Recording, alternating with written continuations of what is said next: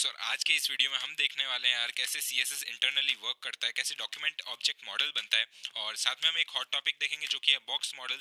और बहुत ही important topic है ये, तो ध्यान से इस वीडियो को देखना। So let's get started.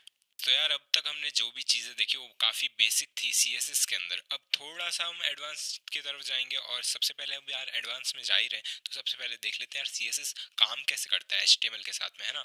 तो कोई भी ब्राउज़र यार जब भी एक डॉक्यूमेंट डिस्प्ले करता है तो सबसे पहले उसके पास एक डॉक्यूमेंट आता है हमारे सर्वर से, और साथ में यार उसकी स्टाइलिंग की इन्फॉर्मेशन आती है जो कि हमारी CSS की फाइल होती है। अब ये चीज़ यार नंबर ऑफ स्टेजेस में प्रोसेस होती है जो कि हम अभी डिस्कस करने वाले हैं। और जो मैं अभी आपको बताने वाला हूँ यार वो चीज़ काफ़ी सिंप्लीफाइड होने वाली है। एग्जैक्टली वैसा नहीं होता है, और भी बहुत सारे स्टेजेस होते हैं जो हम आपको नहीं बता सकते क्योंकि यार ये बहुत ही कॉम्प्लिकेटेड हो जाएगा। ठीक है, तो मैं आपको रफली बता देता हूँ क्या क्या होता है। तो सबसे पहले यार हमारा HTML हमारे ब्राउज़र के पास में आ जाएगा। फिर वो जो HTML है ना, वो एक डॉक्यूमेंट ऑब्जेक्ट मॉडल डॉम के अंदर कन्वर्ट होता है। अब ये डॉम क्या है, तो एक बार इसे पॉज करते हैं और जाते हैं देखते हैं डॉम होता क्या है। ठीक है, तो डॉम यार एक ट्री की तरह एक स्ट्रक्चर होता है जिसके अंदर सबसे पहला एलिमेंट जो हमारा HTML एलिमेंट है वो आता है, और उसके नीचे हमारे सारे एलिमेंट्स जैसे जैसे हम बता रहे हैं ना, मतलब हमारे डॉक्यूमेंट के अंदर लिख रहे हैं वैसे वैसे वो उसमें आते हैं। और वो एक एक एलिमेंट के बाद में एट्रीब्यूट्स और उसके अंदर का कंटेंट वो सब पूरा उस डॉम के नोड्स में बन जाता है ट्री लाइक स्ट्रक्चर में। ठीक है, अब यार इसमें कुछ एलिमेंट्स पेरेंट्स होते हैं, कुछ उनके चाइल्ड्स होते हैं, कुछ उनके चाइल्ड के सिबलिंग्स भी होते हैं। फिर तो ये सारी ट्री के स्ट्रक्चर के अंदर होता है। ठीक है, तो इससे यार डॉम से हमारी क्या हेल्प मिलेगी, हमको यार हेल्प मिलेगी डिज़ाइन के अंदर। हम आसानी से डिज़ाइन कर लेंगे कोई भी चीज़ को, क्योंकि अब हमें पता है क्या किसका पेरेंट है और कौन किसका चाइल्ड है। ठीक है, और इसी के साथ यार डिबगिंग भी बहुत आसान हो जाती है। तो ठीक है, ये तो हमने समझ लिया डॉम।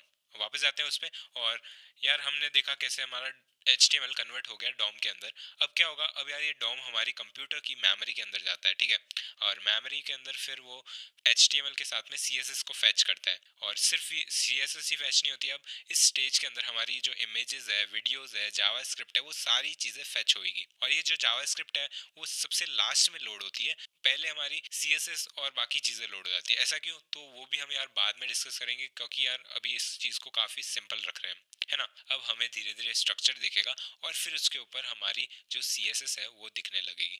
तो ये था यार एक प्रोसेस जिसमें हमारा सबसे पहले HTML लोड हुआ, फिर HTML पार्स हुआ, फिर उसके ऊपर CSS लगी, फिर CSS पार्स हुई, फिर हमारा डॉम ट्री बना, और फिर वो पूरा हमें डिस्प्ले हुआ हमारे ब्राउज़र के अंदर।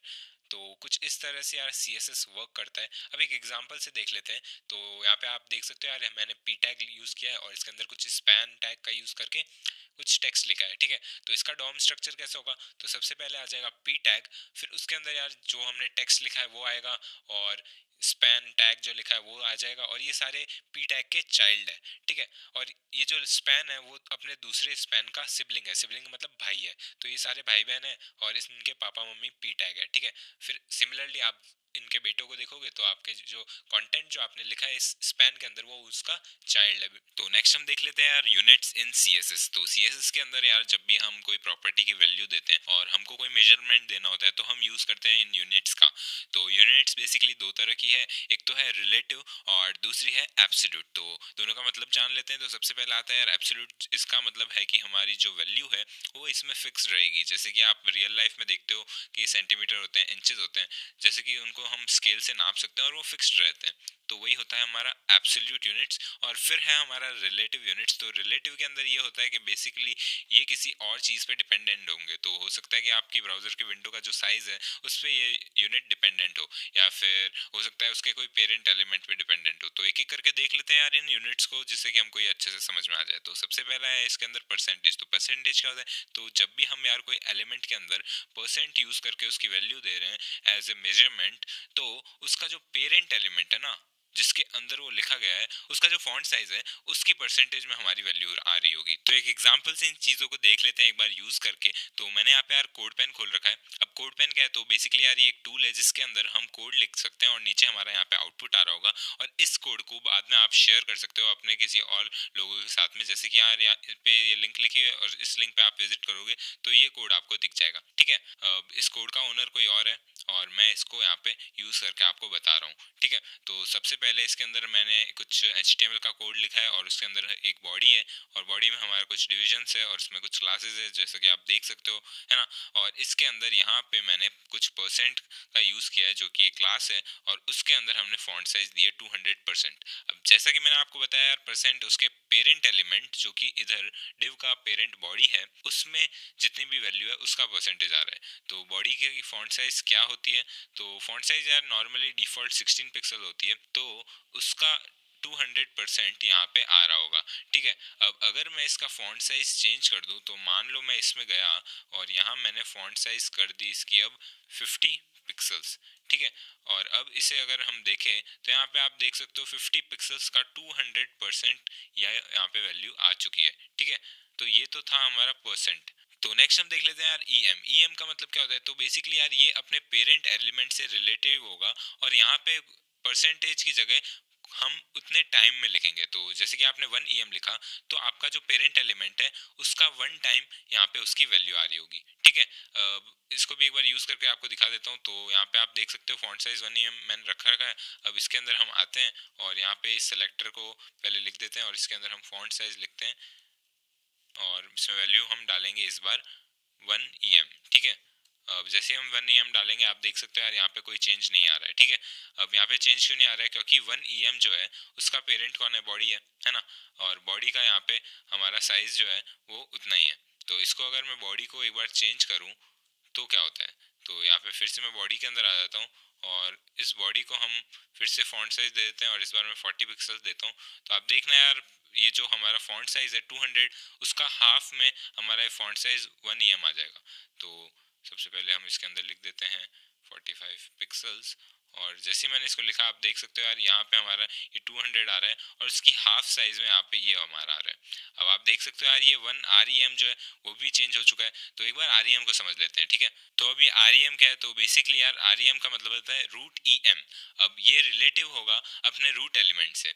तो रूट एलिमेंट क्या होता है, तो बेसिकली यार अगर आप यहाँ पे देखो तो हमारा ये जो सबसे ऊपर HTML टैग है ना वो हमको रूट एलिमेंट कहलाता है।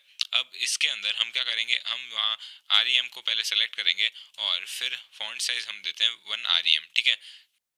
तो जैसे मैंने यार यहाँ पे फॉन्ट साइज दी 1 REM तो आप देख सकते हो यार इसका जो फॉन्ट साइज है वो 16 पिक्सल जो कि नॉर्मल होता है वो हो गया। अब ये नॉर्मल क्यों हुआ, क्योंकि HTML जो टैग है उसका हमने फॉन्ट साइज चेंज नहीं किया था, हमने बॉडी टैग का किया था। तो मान लो अगर मैं HTML टैग को कुछ स्टाइलिंग दे दूँ, मतलब फॉन्ट साइज इसकी बदल दूँ तो क्या होगा, तो साथ साथ में यार हमारा वो जो 1 REM है वो भी बदल जाना चाहिए, है ना। तो एक बार इसको देख लेते हैं। तो मैं फिर से यार यहाँ पे लिख रहा हूँ HTML और अब इसके अंदर हम लिखेंगे फॉन्ट साइज और फॉन्ट साइज में मैं ले रहा हूँ यहाँ पे 25 पिक्सल्स, ठीक है। अब जैसे मैंने इसमें 25 लिखा आप देख सकते हो यार यहाँ पे हमारा जो 1 REM है वो भी 25 पिक्सल का आ गया है, ठीक है। तो बस यार ये था REM। नेक्स्ट क्या है, नेक्स्ट है इसके अंदर यार VW का मतलब होता है कि यार ये जो हमारा ब्राउजर का विंडो है ना उसकी जितनी भी विड्थ है उसका 1%, ठीक है। फिर है हमारा VH का मतलब है यार हमारे जो ब्राउजर की विंडो है ना उसकी जो हाइट है उसका 1%, ठीक है। तो अगर आपने 1 VH दिया है तो बेसिकली आप अपने ब्राउजर की विंडो का 1% वहाँ पे बता रहे हो। अब अगर आपने 20 दिया है तो आप ब्राउजर की विंडो का 20% उस चीज़ की वैल्यू दे रहे हो, ठीक है। फिर है वीमिन का मतलब ये है कि आपका जो हाइट है और जो विड्थ है उन दोनों में से जो भी चीज़ मिनिमम होगी वो यहाँ पे यूज़ हो रही होगी, उसका जो परसेंटेज है वो यहाँ पे यूज़ हो रहा होगा। फिर है हमारा वी मैक्स में सिमिलरली जो सबसे बड़ा है अपने हाइट और विड्थ में से वो यहाँ पे सेलेक्ट हो रहा होगा और उसकी जो वैल्यू है वो इसके अंदर दिखा रही होगी परसेंटेज के अंदर, ठीक है। फिर है हमारे यार एब्सोल्यूट यूनिट्स। तो एब्सोल्यूट यूनिट्स बेसिकली यार हमारे सेंटीमीटर है। तो सेंटीमीटर को तो आप जानते हो यार अपनी स्केल में जितना सेंटीमीटर का स्केल है वही इसमें भी आ रहा होगा। फिर मिलीमीटर भी आप जानते ही हो, इंचेस भी आप जानते ही हो। फिर आता है यार पिक्सल जो कि हम बहुत ही ज़्यादा यूज़ करते हैं। अब पिक्सल भी यार एक फिक्स्ड यूनिट ही है। तो इसके अंदर हमारा जो 1 इंच है उसका 96वां हिस्सा होता है 1 पिक्सल, ठीक है। फिर है इसमें पॉइंट और point basically 72th of an inch कहलाता है। तो पिक्सल से ये थोड़ा सा बड़ा होता है ना। फिर लास्ट में आता है यार पिकास। तो पिकास बेसिकली पॉइंट का 12th मतलब मल्टीपल है। तो 12 पॉइंट्स इज इक्वल्स टू 1 पिकास, ठीक है। तो ये थे कुछ यार यूनिट्स जो कि हमने देखे। अब मैं आपको यार एब्सोल्यूट यूनिट्स यूज़ करके नहीं दिखा रहा हूँ क्योंकि ये काफ़ी ऑब्वियस है ना, और आप इनको नॉर्मली यूज़ नहीं करोगे। आप मोस्टली अगर एब्सोल्यूट में यूज़ कर रहे हो तो वो होगा पिक्सल्स। बाकी हम रिलेटिव तो जानते हैं, ये परसेंटेज हम बहुत ज़्यादा यूज़ करने वाले हैं। ई को भी हम यूज़ करते हैं, VW, VH, इन सबको भी हम यूज़ करने वाले हैं। तो वो मैंने आपको सारे इंपॉर्टेंट वाले यूनिट्स बता दिए। तो आगे बढ़ते हैं। तो अब हम देखेंगे यार एक बहुत ही हॉट टॉपिक जो कि है CSS बॉक्स मॉडल। तो बॉक्स मॉडल होता क्या है? तो HTML के अंदर यार हमने देखे थे एलिमेंट्स। अब इन एलिमेंट्स के सराउंडिंग एक रेक्टेंगुलर बॉक्स बना होता है जो कि CSS बॉक्स मॉडल कहलाता है, ठीक है। अब यार ये जो बॉक्स है उसके अंदर बहुत ही डिफरेंट तरह की प्रॉपर्टीज होती है जिससे बॉक्स इंटरेक्ट करता है। तो सबसे पहला यार इसके अंदर होता है कंटेंट, ठीक है। कंटेंट में क्या होगा? तो मान लो यार आपका डिव है। अब डिव भी एक एलिमेंट है तो इसके सराउंडिंग भी एक बॉक्स होगा। अब इस बॉक्स का जो कंटेंट होगा वो उस डिव के अंदर जो भी आप एलिमेंट्स लिखोगे वो कहलाएगा, ठीक है। तो डिव के अंदर आपने मान लो p टैग यूज किया है तो उस p टैग का जो भी साइज होगा वो उस कंटेंट का साइज कहलाएगा, ठीक है। फिर आता है उसके बाद में पैडिंग, जो कि उस कंटेंट के सराउंडिंग आप लगा सकते हो, ठीक है। फिर उस पैडिंग के सराउंडिंग आता है बॉर्डर, जो कि आप बॉर्डर प्रॉपर्टी का यूज करके लगा सकते हो। फिर उसके बाद में आता है लास्ट मार्जिन, ठीक है। तो यार ये इन चारों चीजों से मिलकर आपका पूरा बॉक्स मॉडल बनता है, ठीक है। अब देखते हैं यार इस बॉक्स मॉडल को कैसे हम यूज कर सकते हैं और इससे हम बेसिकली हमारे एलिमेंट्स को अच्छे से स्टाइल कर सकते हैं। तो अब हम इसे यार कोड करके देख लेते हो, एक एग्जांपल से समझेंगे। तो यहाँ पे यार मैंने हमारा VS कोड खोल दिया और सबसे पहले हम डॉक्यूमेंट स्ट्रक्चर बनाएंगे और यहाँ पे हमारे डॉक्यूमेंट स्ट्रक्चर के अंदर हम एक डिव टैग का यूज़ करते हैं, ठीक है। डिव टैग का यूज़ करेंगे और इसके अंदर यार मैं लॉरम इप्सम का यूज़ कर रहा हूँ जो कि रैंडम टेक्स्ट होता है। तो आप लॉरम लिखिए और जितने भी वर्ड्स आपको चाहिए वो लिख के एंटर दबा दीजिए, ठीक है। जैसे ही मैं सेव करूँगा ये इंडेंट भी हो जाएगा और यहाँ पे आपका कुछ कुछ टेक्स्ट डिस्प्ले हो रहा है, ठीक है। अब क्या करना है? अब इसे स्टाइलिंग देंगे। स्टाइलिंग के लिए यार मैं स्टाइल टैग का यूज़ करता हूँ और स्टाइल टैग के अंदर हम इस डिव को पहले सेलेक्ट कर लेते हैं और फिर इसे स्टाइलिंग देंगे। तो सबसे पहले यार हम इसे दे देते हैं कुछ पैडिंग जो कि हमारी उस डिव के ऊपर आएगी, ठीक है। तो यहाँ पे यार मैं कुछ पैडिंग दे देता हूँ। तो 10 पिक्सल्स दे रहा हूँ मैं यहाँ पे और जैसे मैं सेव कर रहा हूँ आप देख सकते हो यार यहाँ पे कुछ जगह आ गई है, दिख रही है आपको? थोड़ी सी इसे बढ़ा देते हैं ताकि आपको अच्छे से समझ में आए, ठीक है। तो जैसे मैंने इसे सेव किया आपको दिख रहा होगा साइड में कुछ कुछ जगह आ गई और ये यार ट्रांसपेरेंट होती है सारी स्पेसिंग जितनी भी हम देते हैं पैडिंग मार्जिन से, ठीक है। तो सबसे पहले मैंने कहा था बॉक्स मॉडल में क्या होता है? कंटेंट, जो कि हमारा ये टेक्स्ट है जितना भी हमने लिखा है, और फिर इसके सराउंडिंग जो है वो पैडिंग है और उसके बाद में हम इसमें दे सकते हैं बॉर्डर, ठीक है। तो बॉर्डर के लिए यार मैं बॉर्डर प्रॉपर्टी का यूज़ कर रहा हूँ और इसमें हम दे देते हैं इसकी साइज 10 पिक्सल और इसे नॉर्मल सॉलिड और ब्लैक रखता हूँ, ठीक है। और जैसे हम इसे सेव करेंगे आप देख सकते हो यार इसमें कुछ बॉर्डर आ गई। तो ये हमारी है बॉर्डर, इसके अंदर है हमारी ये पैडिंग और उसके बाद में आया हमारा कंटेंट। अब बॉर्डर के बाद में यार लास्ट क्या बचा हमारा? लास्ट बचा हमारा मार्जिन। तो मार्जिन का यूज़ करेंगे और इसके अंदर हम दे देते हैं 20 पिक्सल्स, ठीक है। सेव करेंगे और यहाँ पे आप देख सकते हो यार हमारी कुछ कुछ मार्जिन यहाँ पे आ गई है ना। अब यार इस कंटेंट के अंदर जो है ना हमारा ये टेक्स्ट है, इसके साथ में यार हाइट और विड्थ का अगर हम यूज़ करेंगे ना तो वो भी इस कंटेंट के अंदर ही आएगी। तो मान लो यार मैं यहाँ पे कुछ हाइट दे देता हूँ और यहाँ पे मैं हाइट दे रहा हूँ 200 पिक्सल्स। तो जैसे ही मैं इसे सेव कर रहा हूँ आप देख सकते हो यार ये हमारी हाइट जो है ना वो इस कंटेंट को बाहर ला रही है। क्यों? क्योंकि यार अब हमने बताया कि ये डिव जो है वो 200 पिक्सल की हाइट का होगा। तो इसके अलावा जो भी कंटेंट अगर आ गया ना तो वो ओवरफ्लो कर जाएगा, ठीक है। अब यार इसमें विड्थ भी दे देते हैं हम। तो अगर हम यार विड्थ भी कम देंगे तो हमारा जो विड्थ है वो भी ओवरफ्लो कर जाएगा। तो जैसे मैं इसे सेव कर रहा हूँ आप देख सकते हो यार हमारा विड्थ और हाइट आ चुका है, ठीक है। तो आप समझ गए होंगे यार कैसे हम बॉक्स मॉडल का यूज़ करते हैं। अब एक और चीज़ देख लेते हैं यार। तो मान लो यार हम इंस्पेक्ट का यूज़ करें तो उसके अंदर हमको यहाँ पे यार बॉक्स मॉडल बहुत ही आसानी से दिख जाता है। अब इसे सेलेक्ट करेंगे और जैसे ही मैं इस पर क्लिक कर रहा हूँ आप इसका बॉक्स मॉडल देख सकते हो। तो यहाँ पे यार ये जो ब्लू ब्लू कलर के अंदर आ रहा है ना वो है हमारा कंटेंट। फिर ये जो ग्रीन कलर का है वो क्या है? हमने पैडिंग दी थी तो वो पैडिंग है। फिर उसके बाद में यार आप देख सकते हो थोड़ा सा डार्क कलर के अंदर हमारा वो जो बॉर्डर है उसकी आउटलाइन आ रही है और उसके बाद में सबसे ऊपर जो आ रहा है वो है हमारा मार्जिन। यहाँ पे यार सारी चीज़ें वापस आप देख सकते हो, एक एक चीज़ पे आप जैसे जैसे हवर करोगे वैसे वैसे आपको उसका वहाँ पे आउटलाइन भी दिख जाएगा, है ना। तो आप समझ गए यार कैसे बॉक्स मॉडल का यूज़ किया जाता है CSS के अंदर और बॉक्स मॉडल होता क्या है। तो अब हम देखते हैं यार CSS के अंदर पैडिंग। तो पैडिंग हम बॉक्स मॉडल के अंदर ऑलरेडी देख चुके हैं। तो पैडिंग होती क्या है? पैडिंग यार बेसिकली हमारी कंटेंट के सराउंडिंग कुछ स्पेसिंग हम दे सकते हैं और उसके लिए हम पैडिंग प्रॉपर्टी का यूज़ करते हैं। अब यार ये जो पैडिंग है ना इसके अंदर हमारा बैकग्राउंड कलर इंक्लूड होता है। तो जैसे कि मान लो आप p टैग का यूज़ कर रहे हो और इसमें आपने कोई टेक्स्ट लिखा है, ठीक है। अब उस टेक्स्ट को आपने बैकग्राउंड दिया है, p टैग को सेलेक्ट किया, फिर बैकग्राउंड कलर का यूज़ किया और हमने बैकग्राउंड कलर दे दिया। अब उसके बाद में आप अगर उसमें पैडिंग दोगे ना, तो उस पैडिंग के पीछे भी आपका वो बैकग्राउंड कलर दिख रहा होगा। क्यों? क्योंकि यार ये पैडिंग जो है ना वो उस कंटेंट से चिपका हुआ होता है, ठीक है। फिर इसके बाद आता है अपना बॉर्डर, और उसके बाद जो आता है मार्जिन। अब यार ये जो मार्जिन है वो पूरा अलग है, और इसके अंदर हमारा वो जो बैकग्राउंड कलर है वो नहीं आएगा। ये बहुत ही ध्यान रखने वाली बात है, क्योंकि यार कभी कभी लोग कंफ्यूज हो जाते हैं मार्जिन और पैडिंग के बीच में, और यार यही एक बहुत ही बड़ा डिफरेंशिएटिंग फैक्टर है जो अलग रखता है पैडिंग को मार्जिन से। तो यार एक बार देख लेते हैं मार्जिन और पैडिंग के अंदर डिफरेंस क्या होता है ना, एक एग्जांपल की मदद से। तो मैंने यहाँ पे यार एक फाइल बना दी है margin versus padding dot HTML, और टाइटल मैंने दे दिया मार्जिन वर्सेस पैडिंग। अब इसके अंदर मैं दो बॉक्सेस बनाऊंगा और आपको दिखाऊंगा कैसे कैसे मार्जिन के अंदर जो बैकग्राउंड कलर होता है वो नहीं दिखता है लेकिन पैडिंग के अंदर दिखता है। तो उसी चीज को एक बार देखते हैं एग्जाम्पल की मदद से। तो यहाँ पे मैं एक डिवीजन बना देता हूँ और इसका नाम रखूंगा मैं रैपर, और इसके अंदर मैं दो और डिवीजन बनाऊंगा जिसके अंदर मैं बॉक्सेस बनाने वाला हूँ। तो यहाँ पे मैंने लिखा डिवीजन बॉक्स 1, और इसके अंदर हम टेक्स्ट डाल देते हैं बॉक्स 1, और फिर एक और डिवीजन बना देते हैं जिसके अंदर हम लिखेंगे बॉक्स 2, ठीक है। तो दो बॉक्सेस बना देंगे स्क्वायर फॉर्म में, और इसको हम सीएसएस की मदद से स्टाइल कर लेंगे, ठीक है।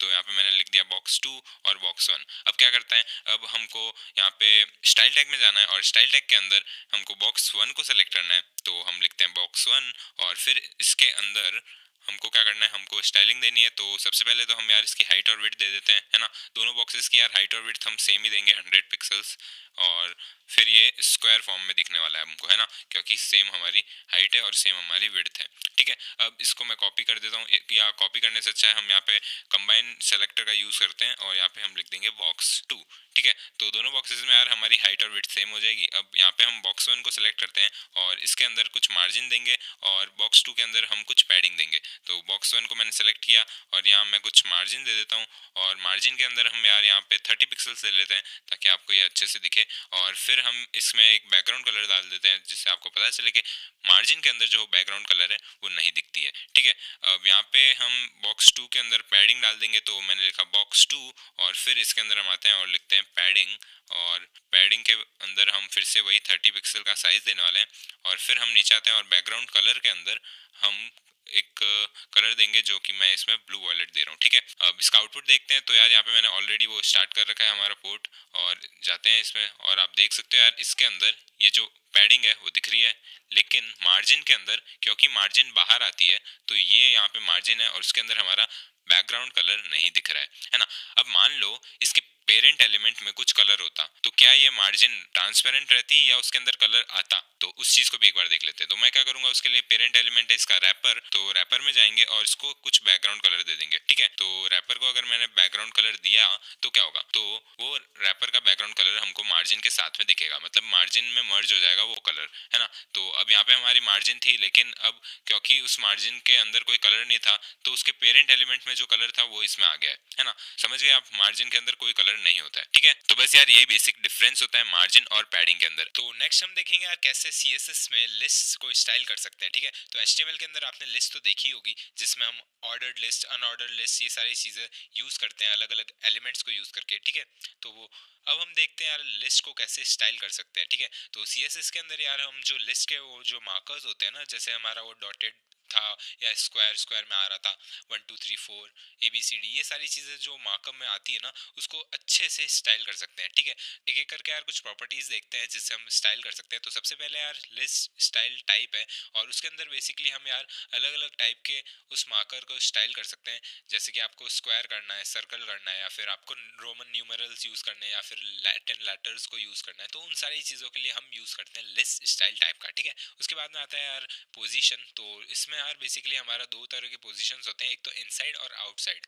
अब इसमें डिफरेंस क्या है, तो बेसिकली मान लो आप यार लिस्ट आइटम का यूज कर रहे हो और आपने लिस्ट आइटम्स को कुछ ना कुछ बैकग्राउंड में कलर दे दिया, ठीक है। अब यार वो बैकग्राउंड कलर जब विजिबल होगा, अब उसके अंदर जो हमारे साइड में मार्कर्स है वो उसके साथ में अगर आपको दिखाना है तो आप यूज करोगे लिस्ट स्टाइल पोजीशन, और फिर उसमें लिखोगे इनसाइड। इनसाइड से क्या होगा, बेसिकली आपका वो जो बॉक्स है उसके अंदर वो मार्कर्स आ रहे होंगे, ठीक है। और आउटसाइड का यूज करोगे तो यार वो जो बॉक्स बॉक्स है उसके बाहर मार्कर्स आ रहे होंगे और फिर उसका बैकग्राउंड कलर उस पर नहीं लगेगा, ठीक है। फिर आता है यार इमेजेस। तो हम यार इस लिस्ट मार्कर के अंदर इमेजेस का भी यूज़ कर सकते हैं। तो उसके लिए हम यूज़ करते हैं लिस्ट स्टाइल इमेज, और फिर हम उस इमेज का यूआरएल दे देंगे जिससे हम उस इमेज को यूज़ कर सकते हैं, ठीक है। तो एक बार हम यार स्टाइल करके देख लेते हैं लिंक्स को।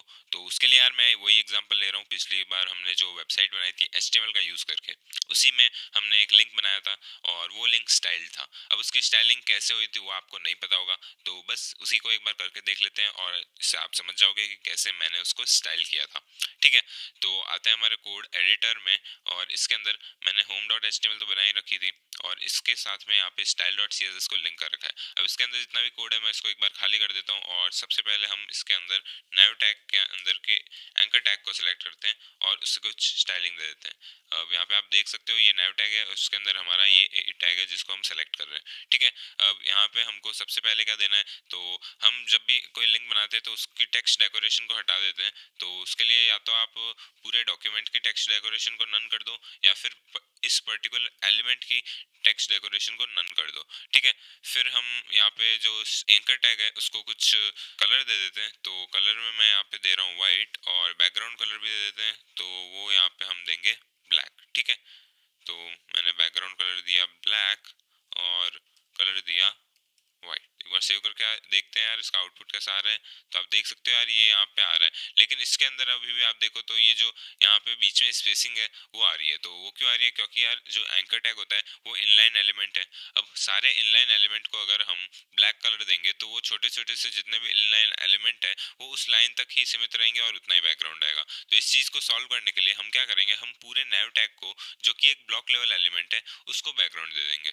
तो यहाँ से मैं इसको हटा देता हूँ और नीचे जाता हूँ और नैव टैग को सिलेक्ट कर लेता हूँ एक बार, और इसके अंदर मैं इसको पेस्ट कर लेता हूँ। तो जैसे मैं इसको पेस्ट करूँगा आप देख सकते हो यार ये पूरा ब्लॉक लेवल सेलेक्ट हो रहा है और यहाँ पे हमारी स्टाइलिंग अच्छे से दिख रही है। अब हम क्या करेंगे, अब इसके अंदर हम टेक्स्ट अलाइन डाल देंगे जिससे कि हमारा यहाँ पे नैव बार है वो अलाइन हो जाए।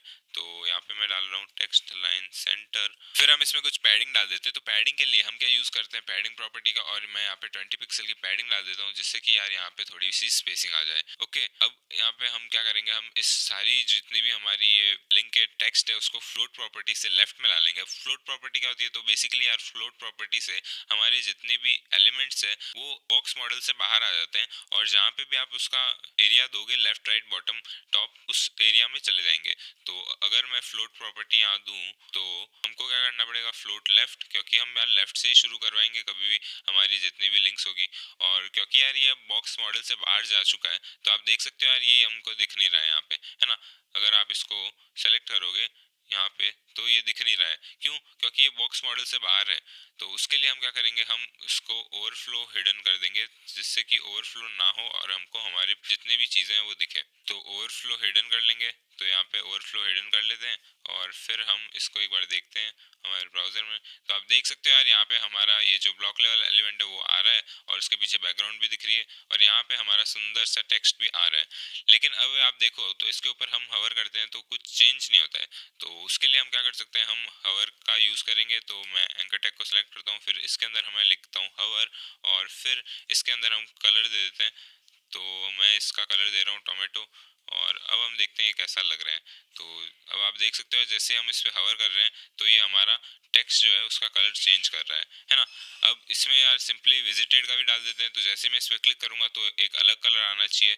तो उसके लिए मैं क्या करूँगा, इसको कमांड ऑप्शन डाउन, और फिर हम इसको हवर की जगह विजिटेड कर देते हैं और इस टेक्स्ट का कलर मैं चेंज कर देता हूँ। तो यहाँ पे हम क्या डाल सकते हैं, अब तो यहाँ पे हम अब रॉयल ब्लू डाल के देख लेते हैं। तो क्योंकि यार हम सारे लिंक्स एक बार विजिट कर चुके हैं तो यहाँ पे सारे लिंक्स का कलर ब्लू आ गया है, ठीक है। तो बस यार कुछ इस तरह से हम लिंक्स को स्टाइल करते हैं। तो नेक्स्ट अब हम देखते हैं यार कैसे हम टेबल्स को CSS के अंदर स्टाइल कर सकते हैं, ठीक है। तो HTML के अंदर यार टेबल्स तो हमने देखी थी कैसे हम टेबल्स को बना रहे थे, बट उसके अंदर हमने देखा यार कैसे टेबल्स बहुत ही कम स्टाइल के साथ आती है और उसके अंदर कोई बॉर्डर वगैरह कुछ भी नहीं होती है। अब हम यार CSS के अंदर आ चुके हैं तो CSS में यार सारी चीज़ें कर सकते हैं, ठीक है। तो सबसे पहले यार हम देखते हैं कैसे हम चीज़ों को स्टाइल करते हैं टेबल के अंदर, ठीक है। तो टेबल के अंदर अगर हमें बॉर्डर डालनी है तो हम यार वही बॉर्डर प्रॉपर्टी का यूज़ करते हैं, और बॉर्डर प्रॉपर्टी यार डीपली हम थोड़ी देर में डिस्कस करने वाले हैं।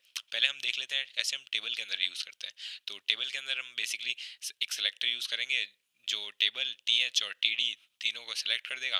फिर हम बॉर्डर प्रॉपर्टी का यूज़ करेंगे और इसके अंदर यार सबसे पहले हम देते हैं साइज़, फिर हम दे देते हैं बॉर्डर का टाइप, अलग अलग टाइप के बॉर्डर्स होते हैं जो हम देखेंगे अभी, और उसके बाद में हम दे देते हैं कलर। ठीक है, तो यहाँ पे यार सिंपल ब्लैक कलर दे देंगे तो हमारा पूरा बॉर्डर आ जाएगा ब्लैक कलर के अंदर।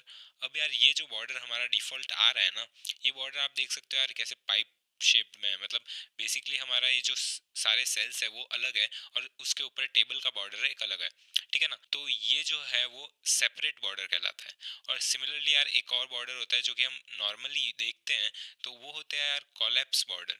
तो इसको कैसे चेंज करते हैं, तो इसके लिए यार हमारे पास एक और प्रॉपर्टी है जो कि है बॉर्डर कोलैप्स। ठीक है, तो ये प्रॉपर्टी यार हम टेबल के अंदर यूज़ करेंगे। तो बेसिकली हम टेबल सेलेक्टर को यूज़ करेंगे और फिर हम इसके अंदर बॉर्डर कोलैप्स का यूज़ करके दो अलग अलग टाइप के बॉर्डर्स दे सकते हैं। तो बेसिकली कॉलेप्स और सेपरेट दोनों है। तो नॉर्मली यार सेपरेट होता है, तो अब हम अगर कॉलेप्स दे देंगे तो इससे हमारा जो बॉर्डर है वो सिंगल लाइन वाला हो जाएगा। ठीक है, तो अब हम देखते हैं यार कैसे हम इन टेबल्स की सेल के अंदर स्पेस दे सकते हैं। तो स्पेस देने के लिए यार हम पैडिंग का यूज़ करते हैं और पैडिंग के अंदर हम बेसिकली सबसे पहले सेलेक्ट कर लेंगे टी एच और टी डी जो कि एक सेल को सेलेक्ट कर रहे हैं, और फिर हम दे देंगे इसमें पैडिंग। तो जैसे हम यार पैडिंग दे देंगे तो इसमें स्पेसिंग आ जाएगी हमारे सारे सेल्स के जो भी टेक्स्ट है उसके बीच में। ठीक है, फिर हम यार बॉर्डर के अंदर भी स्पेसिंग दे सकते हैं। बेसिकली हमारा जो कंटेंट है और बॉर्डर है उसके बीच में अगर हमें स्पेसिंग देनी है तो हम यार टेबल के अंदर बॉर्डर स्पेसिंग नाम का प्रॉपर्टी यूज़ करेंगे और फिर उसकी वैल्यू में जो भी साइज़ है वो दे देंगे। तो एक बार यार हमने जो पिछली वाली HTML के अंदर टेबल को यूज़ किया था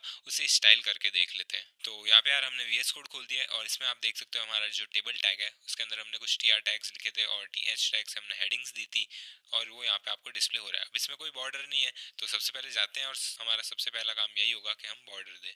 तो यहाँ पे मैं style.css पे क्लिक कर रहा हूँ और हमारी स्टाइल खुल चुकी है। तो सबसे पहले हम टेबल को सिलेक्ट करते हैं, फिर टेबल रोज और टेबल हेड और टेबल डेटा सबको सेलेक्ट कर लेते हैं और इसके अंदर कुछ स्टाइलिंग दे देते हैं। तो बॉर्डर के लिए हम यूज़ करते हैं बॉर्डर प्रॉपर्टी का, और फिर इसके अंदर सबसे पहले मैंने बोला था कि यार कुछ हम साइज़ देने वाले हैं, फिर इसका जो टाइप है वो देंगे, तो सॉलिड लिख देता हूँ और फिर हम कलर देते हैं।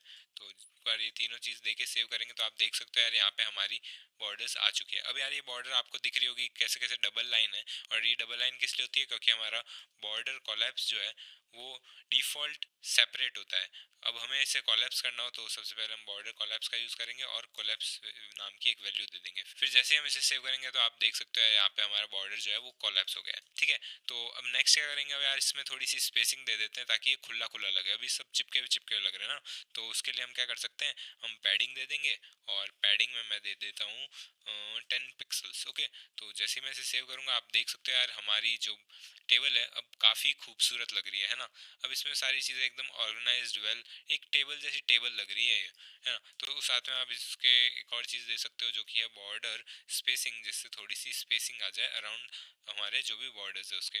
तो यहाँ पे मैं यार कुछ 5 पिक्सल्स दे देता हूँ और जैसे इसे सेव करेंगे आप देख सकते हो यार बॉर्डर के अंदर भी कुछ कुछ स्पेसिंग आ रही है। तो कुछ इस तरह से यार हम टेबल को स्टाइल कर सकते हैं। अब मान लो आपको इसमें कलर देना है तो आप यार TH को सेलेक्ट करके TH के अंदर कोई बैकग्राउंड कलर भी दे सकते हो। तो मैं क्या करता हूँ यहाँ पे यार एक TH यूज़ कर देता हूँ, सेलेक्ट कर लेता हूँ TH को, और उसके अंदर हम बॉर्डर दे सॉरी बॉर्डर नहीं बैकग्राउंड दे देते हैं। तो यहाँ पे मैं बैकग्राउंड कलर नाम की प्रॉपर्टी का यूज़ कर रहा हूँ और इसके अंदर कलर क्या दे सकते हैं हम, मैं कोरल दे रहा हूँ।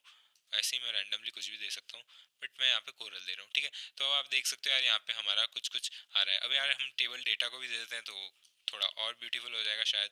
अब यार कलर्स पे मत जाना यार, मैं थोड़ा बुरा हूँ कलर्स के साथ, बट आप अपने हिसाब से कुछ भी कलर दे दो जो आपको अच्छा लगे, है ना। तो यहाँ पे यार मैं कॉर्नफ्लावर ब्लू दे रहा हूँ। तो आप देख सकते हो यार कैसे हमने स्टाइल कर दिया और हमारे टेबल अब काफ़ी खूबसूरत लग रहा है। मतलब पहले कैसा था और अब कैसा एकदम चेंज आ गया है।